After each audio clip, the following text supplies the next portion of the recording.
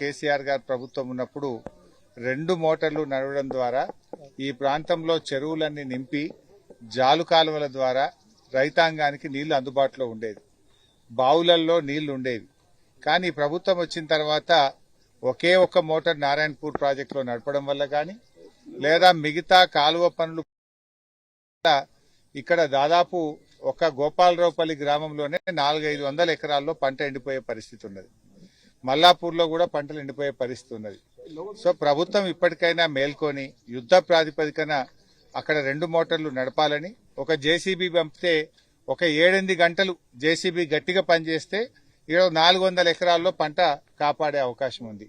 మరి ప్రభుత్వానికి కనీసం ఒక జేసీబీ పంపే తెలివితేటలు కూడా లేవా? ఒక జేసీబీ పంపించి ఆయనతో కాలువ సాఫ్ చేస్తే ఆ కాలువలో ఉన్న తుంగ గాని కాలువలో ఉన్నటువంటి మట్టిని తీసేయడం ద్వారా ఒక 500 ఎకరాల్లో పంట కాపాడేటువంటి అవకాశం ఉంది. వెంటనే ప్రభుత్వం స్పందించాలని, నారాయణపూర్లో 2 మోటార్లు నడపాలని, కాలువను పూర్తిగా తీసి రైతాంగానికి నీళ్లు అందించి పంటలు కాపాడాలని చెప్పి ఈ గోపాలరావుపురం ప్రజల పక్షాన, రైతుల పక్షాన మేము ప్రభుత్వాన్ని డిమాండ్ చేస్తా ఉన్నాం. ఈ విషయాన్ని తప్పకుండా వచ్చే అసెంబ్లీ సమావేశాల్లో కూడా ఈ రైతుల పక్షాన ప్రశ్నిస్తాం. నిన్న ముఖ్యమంత్రి గారు హైదరాబాద్ లో మాట్లాడుతూ, నేనైతే రైతు బంధు పైసలు వేసినా, రుణమాఫీ పైసలు వేసినా రైతులకు పడ్డదో లేదో నాకు తెలియదు అని నిన్న ముఖ్యమంత్రి గారు చెప్పడం జరిగింది. నేనిప్పుడు ఈ గోపాలరావుపల్లి గ్రామంలో అడిగితే రైతులు మాకు 3 పంటలకు రైతు బంధు పడలేదు. అప్పుడు రేవంత్ రెడ్డి గారు ఉన్నప్పుడు ఏడాదికి 3 పంటలకు రైతు బంధు ఇవ్వమన్నాడు, కానీ ఈయన 3 పంటలకు ఎగబెట్టిండు అనేటువంటి మాట చెప్తా ఉన్నారు.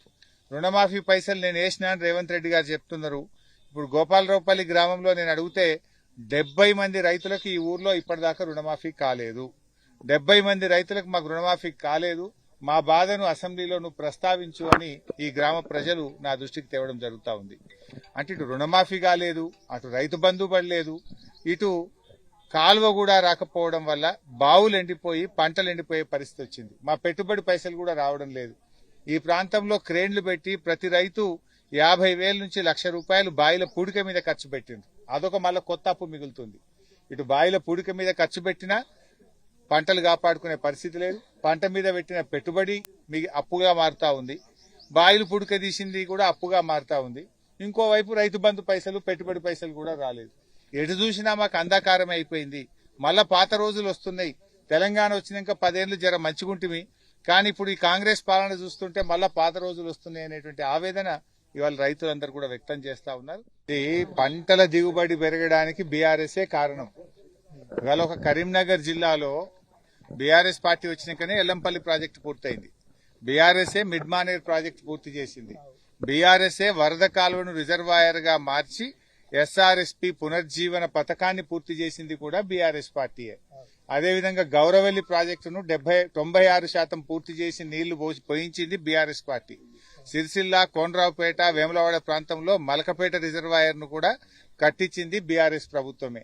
నర్మాల ప్రాజెక్టుకు కాళేశ్వరం నీళ్లతో నింపి నర్మాల ప్రాజెక్టుకు పూర్వ వైభవాన్ని తెచ్చింది బీఆర్ఎస్ పార్టీయే. ఇటు తోటపల్లి రిజర్వాయర్ ను బెజ్జంకి మండలంలో పూర్తి చేసి వేలాది ఎకరాలకు నీళ్లిచ్చింది బీఆర్ఎస్ పార్టీయే. అదేవిధంగా కాళేశ్వరం నీళ్లను ఇటు ఎస్ఆర్ఎస్పీ కాలువలకు కూడా మేము లింక్ కలిపి అటు మంతెని, పెద్దపల్లి, టేలెండ్ భూములకు నీళ్లు అందించింది బీఆర్ఎస్ పార్టీ. మేము ఇవన్నీ చేసుకుంటేనే కరీంనగర్ లో ఇన్ని పంటలు పండుతున్నాయి. నేను అడుగుతున్నా, నువ్వు చేసింది ఏందో ఒక్కటి చెప్పు. కేసీఆర్ వచ్చినాక ఎరువులకు బాధ లేకుండా చేసిండు, 24 గంటల కరెంట్ ఇచ్చిండు, రైతు బంధు ఇచ్చిండు. ఇప్పుడు నేను చెప్పిన ప్రాజెక్టులన్నీ కరీంనగర్ జిల్లాలో మేము పూర్తి చేసినాం. ఇవన్నీ చేయడం వల్ల కొత్త పంటలు మంచిగా పండినమాట వాస్తవం. కాంగ్రెస్ వచ్చిన 2.5 సంవత్సరాల్లో మీరు చేసింది ఏమైనా ఉంటే చెప్పండి. ఓ చెరువు కట్టినరా, ఓ చెక్ డ్యామ్ కట్టినరా, ఓ ప్రాజెక్టు కట్టినరా, ఓ కాలువ తవ్వినరా? మీరు చేసింది ఏందో ఒక్కటి చెప్పండి. మీరు చేసింది ఉన్నది ఏమున్నది అంటే 3 సార్లు రైతు బంధు ఎగ్గొట్టినరు, సగం మందికి రుణమాఫీ ఎగ్గొట్టినరు, మంచిగా వచ్చే ఎరువులను రాకుండా చేసిండ్రు, పోయిన యాసంగిలో బోనస్ ఎగ్గొట్టినరు, ఉన్నదాన్ని ఇచ్చగొట్టింది తప్ప కొత్తగా మీరు చేసింది అయితే ఏమీ లేదు. మేడిగడ్డలో ఒక పిల్లర్ మాత్రం 3 బ్యారేజీలు, 203 కిలోమీటర్ల టనలు, 18 రిజర్వాయర్లు, 16 సబ్స్టేషన్లు, 1530 కిలోమీటర్ల కాలువలు, ఇదంతా కలిపితే కాళేశ్వరం.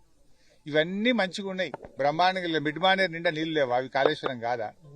రంగనాయక సాగర్లో లేవా, మల్లన్న సాగర్లో లేవా, కొండపోచమ్మ సాగర్లో లేవా?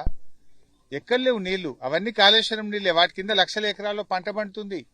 గా మేడిగడ్డ ఒక్క పిల్లర్ మరమ్మతు చేయడానికి ఇంత ఇంత 2.5 సంవత్సరాల నుంచి ఎందుకు ఆలస్యం చేస్తా ఉన్నావు? ఎందుకు రైతుల ఉసురు పోసుకుంటున్నావు? ఇప్పుడు ఇంత ఎండల్లో కూడా గోదావరిలో మేడిగడ్డ కాడ నీళ్లు పోతున్నాయి. ఆ పిల్లర్ మరమ్మతు చేస్తే ఆ నీళ్లు తెచ్చుకొని బంగారం వాళ్ళ రైతులకు నీళ్లు ఇవ్వచ్చు కదా. ఇలా గోపాలరావుపల్లిలో పంటలు ఎందుకు ఎండాలి? ఇలా ఎల్లంపల్లి ప్రాజెక్టు ఎందుకు నీకు హైదరాబాద్ మంచినీళ్ళు తీసుకుపోవాలి? రామగుండం ఎన్టీపీసీకి నీళ్లు ఇవ్వాలని బంద్ చేస్తావు. అదే మేడిగడ్డ మరమ్మతు చేసి ఉంటే ఇప్పుడు మేడిగడ్డకెళ్ళి ఎప్పటికప్పుడు ఎల్లంపల్లికి నీళ్లు దేవస్తుండే. ఎల్లంపల్లిలో మోటార్లు నడిస్తే నారాయణపూర్లో మోటార్లు నడుస్తుండే.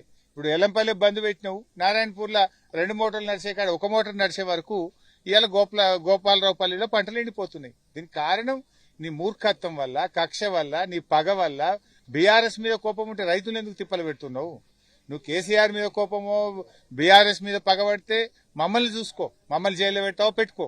కానీ ఈ రైతుల ఉసులు ఎందుకు కోసుకుంటున్నావు? ఆ మోటార్లు ఎందుకు బంద్ పెడతా ఉన్నావు? ఈ పంటలు ఎందుకు ఎండబెడుతున్నావు అని చెప్తున్నా. నీ పగ ప్రతీకారాలు కాదు, నీకు అధికారం ఇచ్చింది రైతుల కోసం, ప్రజల కోసం, మేలు చేయడం కోసం ఇచ్చిండ్రు. గా పని చేయాలని చెప్పి విజ్ఞప్తి చేస్తాం.